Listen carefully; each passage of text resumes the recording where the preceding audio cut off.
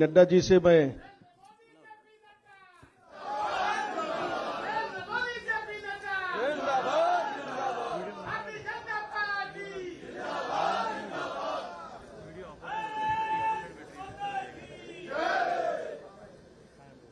आज के इस हमारे ओबीसी के सभी मंत्रियों का स्वागत समारोह में उपस्थित ओबीसी मोर्चा के राष्ट्रीय अध्यक्ष श्री के लक्ष्मण जी, हमारे भारत सरकार में मंत्री और मेरे मित्र धर्मेंद्र प्रधान जी, हमारे भूपेंद्र यादव जी, भारत सरकार में मंत्री, हमारे मोर्चा के प्रभारी और राष्ट्रीय महामंत्री राज्यसभा के सदस्य अरुण सिंह जी,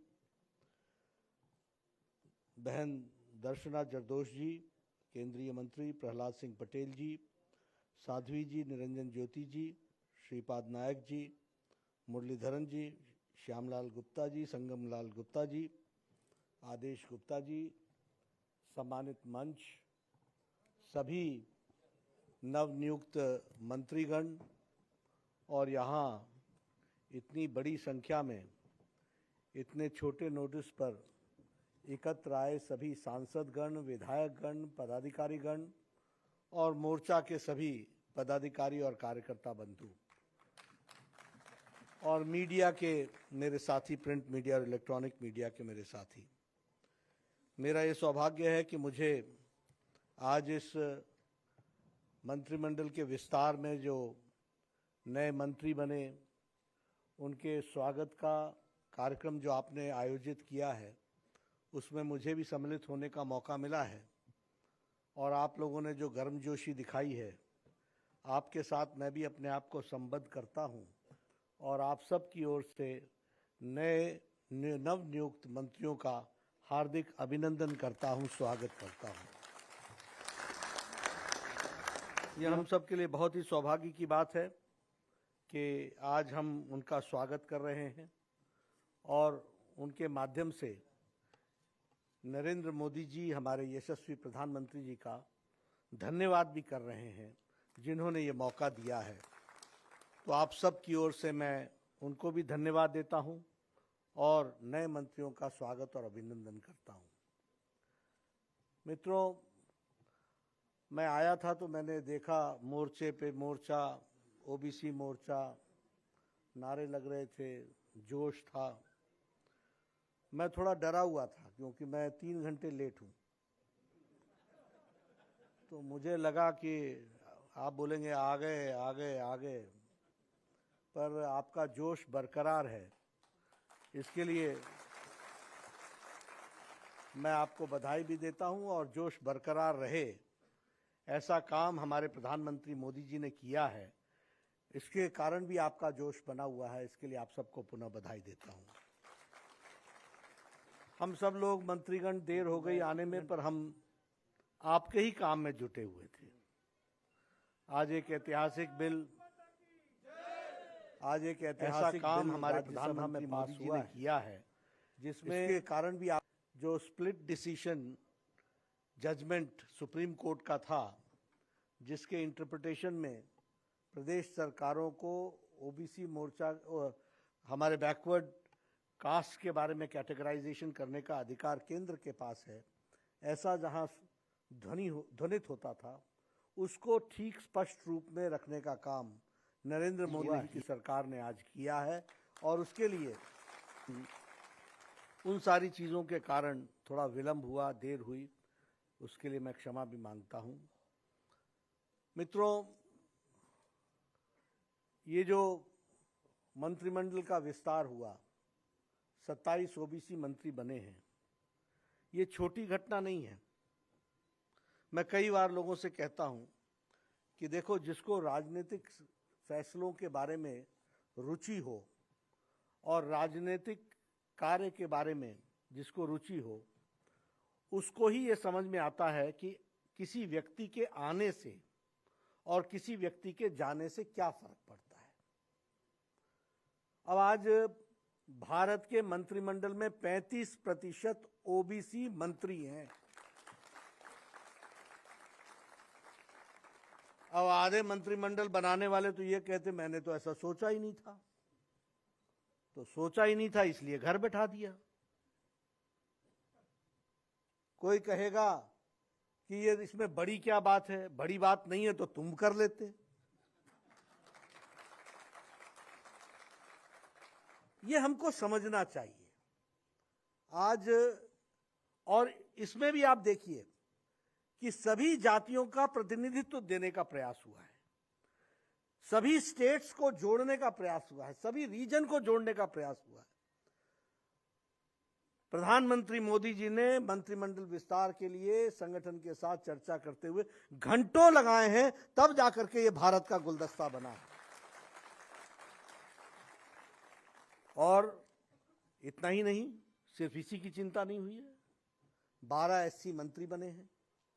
अभी आपसे लक्ष्मण जी बता रहे थे, हमारे 8 एसटी मंत्री बने हैं, 11 महिलाएं बनी हैं, युवाओं की संख्या है। अब पहले क्या एससी मंत्री 8 बने, 12 बने थे? किसने रोका था? क्या पहले 8 मंत्री महिलाएं हुआ करती थी? किसने रोका? 11 मंत्री हुआ करती थी, किसने रोका? हमारे माइनॉरिटी से रिप्रेजेंटेशन हो, इसकी चिंता की जाए। 5 मंत्री हमारे माइनॉरिटी से हैं, किसने रोका था? उस सोच ने रोका था जो सोचते हैं कि पार्टी चलाना, देश चलाना ये एक ही परिवार का काम है, बाकी और किसी का काम नहीं। उनकी सोच की मानसिकता है, ये उनकी मानसिकता है, इस कारण से ऐसा हुआ। आज मैं चर्चा कर रहा था, मैं सोच रहा था यहां बैठा बैठा, मैंने उस दिन भी जब हम एससी मोर्चा के भी स्वागत के कार्यक्रम कर रहे थे तो उसमें मैं इस बात को चर्चा कर रहा था कि लोगों ने अपने आपको किसान नेता के रूप में साबित करने का प्रयास किया, किसानों के लिए कुछ नहीं किया। लोगों ने अपने आप को दलित नेता के रूप में उभारने का प्रयास किया, दलितों के लिए कुछ नहीं किया। लोगों ने प्रयास किया कि वो एसटी ट्राइबल के दृष्टि से वो नेता बन सके, उन्होंने कोई उसके लिए प्रयास नहीं किया। कोई युवा नेता बनने की कोशिश की, युवाओं का कुछ नहीं किया। और एक परिवार तो ऐसा है कि उसके परिवार में यदि युवा हो तो युवा नेतृत्व चाहिए, अगर मध्य उम्र का हो तो मध्य उम्र का चाहिए। जो परिवार में आवश्यकता हो वही नेता चाहिए, बाकी कोई चाहिए ही नहीं। लेकिन आप देखेंगे कि मोदी जी ने, लोग कहते थे किसान नेता, किसान नेता, किसान नेता। किसान के लिए अगर किसी ने काम किया तो नरेंद्र मोदी जी ने काम किया, ये हमको समझना चाहिए। और फिर मैं कह रहा हूं, कहने के लिए नहीं कह रहा हूं, कांग्रेस का झुंझुना क्या होता था? चुनाव आया, कर्जा मुक्त कर देंगे, कर्जा मुक्त कर देंगे। क्या होती थी उसके आंकड़े? 57,000 करोड़ रुपए। एक बार दिया, छुट्टी पाई, चुनाव में खत्म हो गया। आज 1,40,000 करोड़ रुपए प्रधानमंत्री किसान सम्मान निधि में प्रधानमंत्री मोदी जी ने दिया है। और अभी अभी 19,500 करोड़ रुपए, अभी अभी शायद 2 दिन पहले 9.5 करोड़ किसानों को 2-2 हजार रुपए उनके खाते में सीधा डाला है। इस बात को समझना चाहिए। सॉइल हेल्थ कार्ड कौन लेकर के आया? नीम कोटेड यूरिया कौन लेकर के आया? किसान यूरिया के लिए मरता था। ये डीएपी के लिए ये व्यवस्था किसने की कि 2400 का बैग 1200 में आज मिल रहा है? यानी अगर आप 2400 में बैग खरीदने जाते थे तो आपको 1 बैग मिलता था, आज 2400 रुपए लेकर के जाओ, 2 बैग यूरिया इसका डीएपी का खरीद करके आओ। ये परिस्थिति ला करके खड़ी। कभी किसी सोचा था कि किसान को पेंशन लगेगी? कभी सोचा था? कभी सोचा था कि गांव की जमीन पर बना हुआ मकान, उस पर कोई लोन ले सकेगा? ये स्वामित्व योजना भारत के किसानों को कितनी बड़ी ताकत मोदी जी ने दी है, इस बात को समझना चाहिए। अभी अभी लक्ष्मण जी ने आपको ओबीसी कमीशन के बारे में डिटेल में बताया, उन्होंने सारी चीजें आपके सामने चर्चा की है। ओबीसी मोर्चा को संवैधानिक दर्जा दिया गया। किसने मना किया था कि संवैधानिक दर्जा ना दिया जाए? क्या कर रहे थे आप? कैसा शासन चला रहे थे? और जब संवैधानिक दर्जा दिया गया तो लोकसभा में विपक्ष में कांग्रेस ने इसको अपोज किया। इस बात को भी समझना चाहिए। इतना ही नहीं, राज्यसभा में पहले सिलेक्ट कमेटी में भेजा और सिलेक्ट कमेटी से लौटने के बाद फिर विरोध किया। उसके बावजूद जब हमारी राज्यसभा में संख्या हुई और हम सामर्थ्यवान बने आप लोगों के आशीर्वाद से, तो संवैधानिक दर्जा मिला है। इस बात को समझना चाहिए। मैं मित्रों इसलिए आपसे ये चर्चा कर रहा हूं क्योंकि क्या फर्क पड़ता है किसके आने से और जाने से, इस बात को समझना चाहिए। क्यों अपोज कर रहे थे संवैधानिक दर्जा, क्यों उस पर संवैधानिक दर्जे के माध्यम से लोगों को न्याय मिले, इसमें रुकावट रोड़ा क्यों बन रहे थे? केंद्रीय विद्यालय में 27% का आरक्षण मिल सके हमारे बच्चों को, इसमें कौन रुकावट ला रहा था? विश्वविद्यालय में हमारे प्रोफेसर्स को आरक्षण मिल सके, इसमें रुकावट कौन ला रहा था? क्रीमी लेयर का स्तर 6 लाख से बढ़ा करके 8 लाख किया, यह पहले आपको क्यों नहीं ख्याल आया?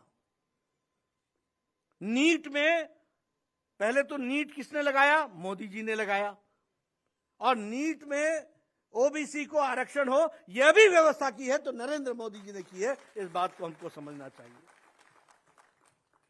और महिला सशक्तिकरण की बात कीजिए, उज्ज्वला योजना, उजाला योजना, आयुष्मान भारत, सौभाग्य योजना, स्वच्छ भारत अभियान, यह महिला का सशक्तिकरण नहीं है तो और क्या है? धर्मेंद्र प्रधान जी बैठे, इससे पहले पेट्रोलियम मंत्री थे, इन्होंने उज्ज्वला योजना चलाई, 8 करोड़ लोगों को गैस का डिस्ट्रीब्यूशन किया। यह महिलाओं का सशक्तिकरण है कि नहीं है? जो जंगलों में जाकर लकड़ियां काट करके लाया करती थी और लकड़ी जला करके अपने फेफड़ों में धुआं लिया करती थी, आज वो गैस के चूल्हा जला करके पति को, बच्चों को समय पर स्कूल भेजने की व्यवस्था कर पाती हैं। ये गांव में परिवर्तन आया है, ये हमको समझना चाहिए। स्वच्छ भारत से फर्क आया कि नहीं आया है? इज्जत घर बनी है कि नहीं? 11 करोड़ टॉयलेट्स बने हैं। इसका मतलब 11 करोड़ महिलाओं को अपने दैनिक जीवन के लिए सूर्योदय और सूर्यास्त का इंतजार करना पड़ता था। यह भारत की तस्वीर थी 2014 में, जिसको परिवर्तित किया गया। तो मोदी जी की जब हम बात करते हैं तो चाहे किसान नेता हो, चाहे एससी की नेतृत्व के विषय हो, चाहे एसटी के नेतृत्व का विषय हो, हर विषय के लिए। अब ये फॉरेस्ट राइट्स था 2004 और 2006 में पास हुआ, लेकिन लागू नहीं हो सका। अब लागू हो रहा है क्योंकि मोदी जी ने फॉरेस्ट डिपार्टमेंट को और ट्राइबल डिपार्टमेंट को एक साथ बैठा करके फॉरेस्ट राइट्स को अब लागू कराया है। इस बात को समझना चाहिए। तो नीति में आने से क्या क्या फर्क पड़ता है, इसको हमको समझना चाहिए, इसको हमको जानना चाहिए, इसको हमको जान करके अपने काम में जुटना चाहिए। महिलाओं को, युवाओं को आज बताइए, ओलंपिक्स में भारत की तस्वीर बदली कि नहीं बदली? ये काम आज से शुरू हुआ कि 2014 में उन्होंने शुरू किया था, जो टोक्यो में उसका नतीजा देखने को मिला है। इस बात को समझना चाहिए। और सारा देश हमारे नौजवानों के साथ खड़ा है, खिलाड़ियों के साथ खड़ा है, ये हमको समझना चाहिए। मित्रों, मैं चाहूंगा कि जहां हम अपने सभी ओबीसी साथियों का जो मंत्रिमंडल में आए हैं, ये पहली बार हुआ है कि भारत का मंत्रिमंडल भारत के समाज का गुलदस्ता बना है और उसका प्रतिनिधित्व है। उसको हमको समझना चाहिए। सब किस्म के फूल हैं इसमें, सब किस्म के फूल हैं, सब रंग के फूल हैं, सबको बराबर का स्थान दिया गया है और उसको आगे बढ़ाने का प्रयास किया गया है। मुझे पूरा विश्वास है कि मंत्रिमंडल पूरी ताकत के साथ अपने काम को आगे बढ़ाएगा, अंजाम देगा और उसको हम सब लोग पूरी ताकत के साथ लगा करके आगे बढ़ेंगे। मैं मोर्चा के सदस्यों से भी निवेदन करना चाहता हूं कि आप भी एक बात ध्यान रखिए, हमारा काम पिछड़ों में, सभी समाज के, सभी प्रदेश के सभी वर्गों में और सभी जातियों में हमारा काम बढ़ना चाहिए। यह पार्टी की आवश्यकता नहीं है, यह देश की आवश्यकता है। इसको हमको समझना चाहिए। इसलिए हमारा काम बढ़ना चाहिए। सबका साथ, सबका विकास, सबका विश्वास, सबको साथ लेकर के चलना, यह हमारा कर्तव्य है। इसलिए मैं आपसे निवेदन करूंगा कि आप सब लोग कॉन्शियस तरीके से सभी जातियां निकालिए, कौन सी पिछड़ी जाति छूट गई है, कौन सी पिछड़ी जाति है जिसको हमको अपने साथ लेना है, किसको हमको और जोड़ना है, कौन सा प्रदेश कमजोर रह गया जहां हमको जोड़ना है, कौन से लोगों को हमको साथ लेना है। ये प्रधानमंत्री मोदी जी के ही नेतृत्व में हम उस विचारधारा को लेकर चले हैं, एकात्म मानववाद के विचार को लेकर के, जो अंत्योदय में परिवर्तित हुआ और अंत्योदय के बाद वो सबका साथ, सबका विकास और सबका विश्वास में उसका अनफोल्डमेंट हुआ है, उसको लेकर के चलने का प्रयास हुआ है।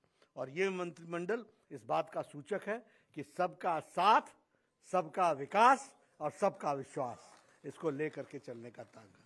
तो इसलिए हम भी पार्टी के अंदर इस बात को आगे बढ़ाएं। विषय तो मैं बहुत बोल सकता हूं और क्या क्या काम हुआ है इसके बारे में भी चर्चा कर सकता हूं, और ओबीसी को जो स्थान मिला है उसके बारे में भी चर्चा कर सकता हूं।